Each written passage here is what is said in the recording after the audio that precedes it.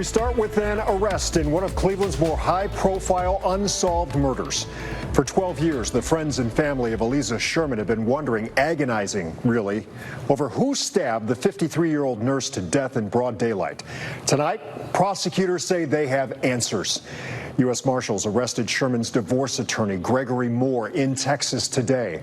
The 51-year-old is accused of, quote, orchestrating and participating in Aliza's murder, March 24th, 2013.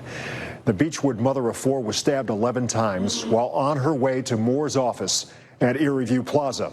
News 5 has been tracking developments in this case since the very beginning as Aliza's loved ones fought to keep her name in the spotlight. The murder of Aliza Sherman, one of Cleveland's highest profile murders, remains unsolved.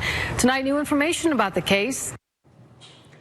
Those developments included Moore being sentenced to 6 months in prison for bomb threats he made to local courthouses before Aliza's murder. He was also charged with lying about his whereabouts on the day of her death, a charge that was later dropped.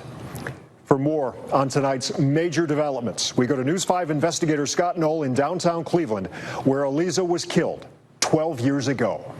Prosecutors say Gregory Moore lured Aliza Sherman here to where he worked, telling his client he needed to meet with her.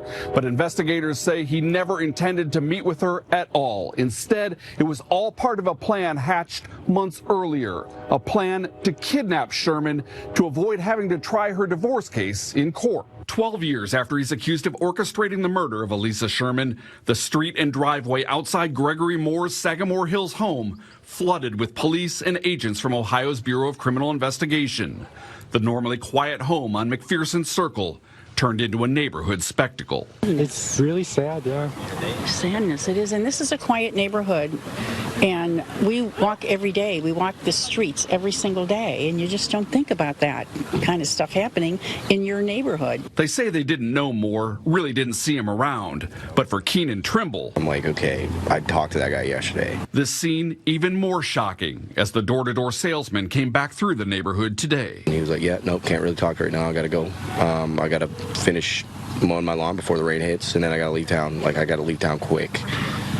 Verbatim. U.S. Marshals arrested Moore around 3:30 this afternoon outside Austin, Texas. He was actually at a family member's residence when we made the arrest on him. Moore charged with aggravated murder, conspiracy, 2 counts of kidnapping, and 6 other counts of murder for the stabbing that killed Sherman. According to a secret indictment made public after Moore's arrest, investigators say Moore disconnected his phone from the cell network for 3 hours around Sherman's murder, an attempt, they say, to avoid creating cell tower location evidence. As she waited for someone to unlock the doors at Moore's office building, investigators say an attacker, either Moore or an unknown accomplice, circled behind Sherman, chased her down the street, then stabbed her more than 10 times. Prosecutors say Moore then turned his phone back on and made several calls to Sherman's phone to cover his tracks, then got a new phone days after the murder. As the sun set Friday and agents loaded bagged up evidence from Moore's home, his neighbors couldn't help but think of the woman they never met and the crime they never thought would lead investigators to their quiet street. Nothing's going to bring her back, but at least hopefully they found the person who did it. Tonight, Gregory Moore sits in a Georgetown, Texas jail cell.